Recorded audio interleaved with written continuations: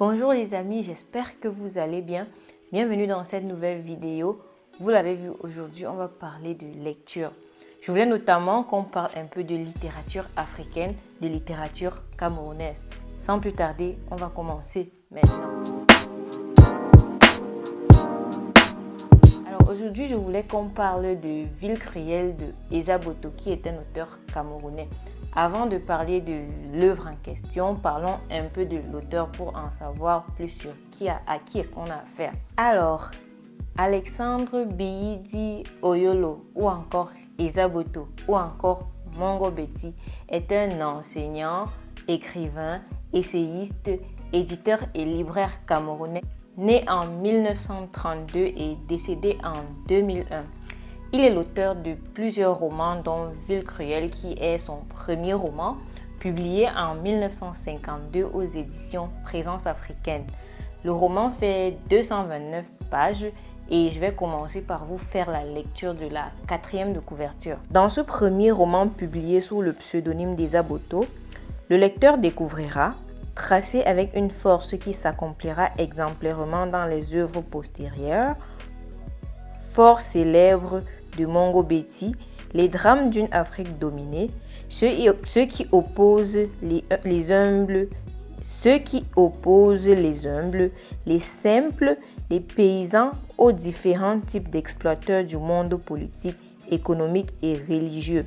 Alors, Ville cruelle, c'est l'histoire de Banda, un paysan qui est parti de chez lui pour aller vendre sa récolte de cacao de toute une saison. Et cette récolte est un peu plus importante pour lui parce qu'il a promis d'utiliser l'argent de cette récolte pour épouser sa promise à sa mère parce que sa mère est malade et est en passe de décéder. Alors Banda se rend en ville pour vendre son cacao aux commerçants grecs et il se trouve que les commerçants grecs sont des commerçants véreux. Et ils ont cette manie-là de faire croire aux paysans que leur cacao est mauvais et le jeter soi-disant au feu. Ensuite, quand les paysans s'en vont, ils récupèrent le cacao et ils n'ont pas besoin de payer. Et quand Banda arrive en ville avec son cacao, pendant qu'il est en rang, il a cette pression-là qui commence à monter, à savoir qu'il commence à vouloir se convaincre que mon cacao est bon, mon cacao est très bon. Et soit dit, son cacao en effet était très bon. Il était très bien sec et il avait toutes les caractéristiques et il l'avait cultivé et séché selon les règles que les commerçants grecs lui avaient données aux villageois. Mais lorsque son tour arrive, le commerçant grec lui fait savoir que son cacao est mauvais, très mauvais, et son cacao est envoyé au feu pour être brûlé, ce qui le met très en colère et quand il essaye de se défendre, il se fait battre dessus par les Grecs et finalement, il est renvoyé sans son cacao et sans l'argent de la récolte. Vu ce que la récolte représentait pour lui, il est clair qu'il est fou de rage et c'est assez triste. Alors, par la suite, il se réfugie dans un bar en soirée et pendant qu'il est en train d'essayer de se saouler afin de noyer ses soucis, il rencontre un camarade Koumé qui lui aussi subit beaucoup de turpitudes de la part des commerçants véreux, des commerçants grecs véreux. Et il travaille dans un garage et il a volé l'argent de son patron pour s'enfuir. Alors il entreprend d'aider Koumé et sa sœur en les ramenant avec lui au village. Et c'est sur la route du village, pendant la traversée d'une rivière très dangereuse, Koumé va décéder. Quand Koumé décède, il est désemparé, mais il promet à son ami qu'il venait de rencontrer de bien prendre soin de sa sœur. Il la ramène donc au village chez sa mère et plus tôt le matin, il retourne à la dépouille de Koumé pour essayer de la dissimuler. Une fois qu'il la dissimule, au moment de s'en aller, il décide de fouiller la dépouille et il retrouve l'argent qu'il avait volé à son patron blanc. Et c'est la somme de 15 000 francs notamment qu'il met dans sa poche et il retourne au village. Il se dit qu'il va dépenser cet argent-là pour le mariage et ce ne sera que de bonne guerre parce qu'il avait bien vendu son cacao. À la base, s'il avait bien vendu son cacao, il aurait eu de l'argent pour son mariage et donc c'est peut-être une manière pour la vie de le récompenser. Et pendant qu'il retourne au village, il est hyper stressé, sachant que Koumé était recherché pour l'argent qu'il avait volé à son patron blanc et il se dit qu'il pourrait lui arriver quelque chose. Par la suite, ce qui se passe dans l'œuvre, c'est qu'il y a un commerçant grec, lui aussi pour le coup, qui a perdu une grosse valise dans le village et il promet une grosse récompense à quiconque retrouvera sa valise. Alors il se trouve que Koumé, pendant qu'il est sur la route du village, il est très attendu à la maison et il est très stressé par la traversée. Et par la suite, il retrouve la valise du grec et la récompense lui est remise et qui est de, tenez-vous tranquille, 100 000 francs. Donc, en dehors de 15 000 francs de son ami Koumé, il a maintenant 100 000 francs. Et de retour au village, il décide d'épouser la sœur de Koumé en question. Et elle veut bien l'épouser et la maman de Banda, elle aussi, aime bien la sœur de Koumé. Vous l'avez compris, c'est une fin heureuse comme on les aime pour Banda. Il a pris sa revanche sur la vie notamment et sur tout ce qu'il a vécu tout au long du roman. Alors, maintenant pour parler du récit. Le récit est saisissant, la narration est captivante, l'auteur sait retenir notre attention, il y a un suspense tout le long du roman, mais vous n'y croyez pas. Que ce soit par exemple quand il est dans les rangs et qu'il va bientôt arriver son tour pour vendre son cacao et il se demande est-ce qu'il est bon? Oui, il est bon et le suspense monte. Que ce soit lorsqu'il est sur la route du village pour rentrer et qu'il a les 15 000 francs de son ami dans la poche et qu'à chaque fois il touche sa poche pour voir si les 15 000 francs sont là.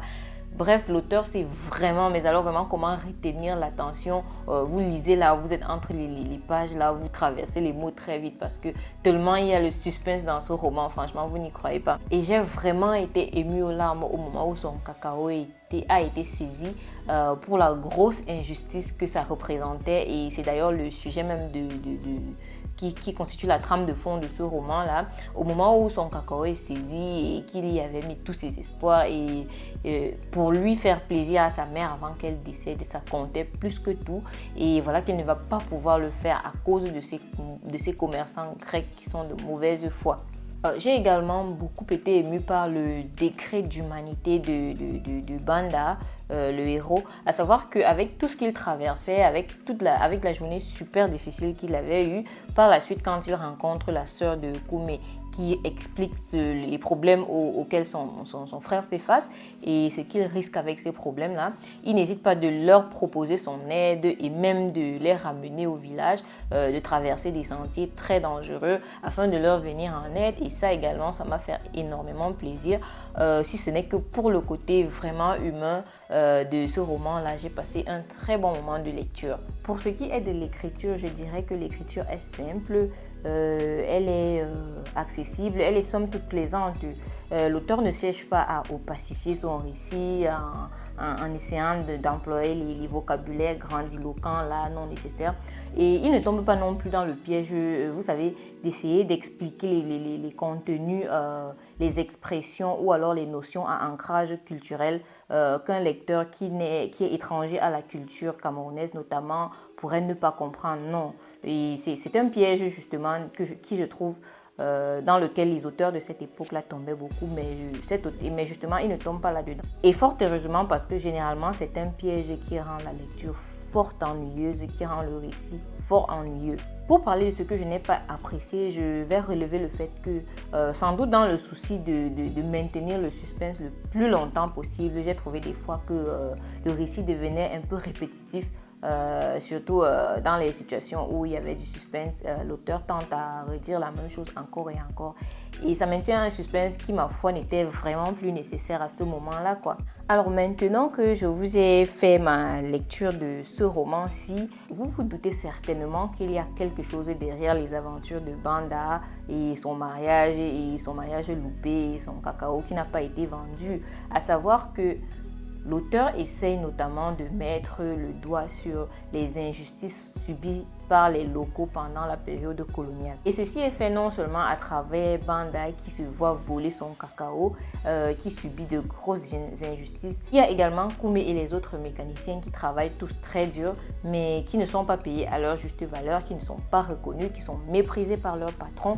Il y a même aussi la description que l'auteur fait des deux villes de Tanga Nord et de Tanga Sud, à savoir que l'une c'est les beaux quartiers, les commerçants blancs et les autorités coloniales qui vivent la belle vie, qui vivent dans des quartiers bien propres, bien aménagés. De l'autre côté, c'est des bidonvilles, des huttes, des conditions de vie vraiment déplorables et des personnes qui pourtant travaillent comme des forcenés toute leur vie pour finalement mourir dans la misère la plus totale. Il y a par exemple l'oncle de Banda qui apparaît quelque part dans le roman et il a vécu en ville toute sa vie, il a cousu toute sa vie. Mais 25 ans plus tard, il est là, il est vieux, il dit qu'il ne peut pas rentrer au village tout simplement parce qu'il a travaillé toute sa vie. Mais s'il rentre au village, il n'a rien à ramener au village.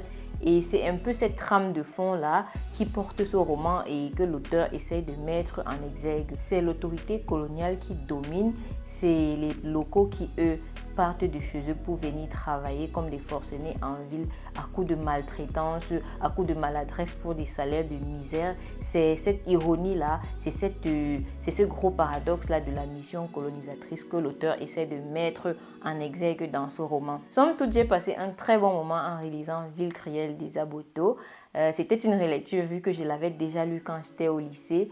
Et même si vous ne l'avez pas lu, si on a fait le lycée au même moment, vous vous souvenez très certainement des passages de ce livre-ci pour les lectures, les dictées qu'on faisait notamment à l'école.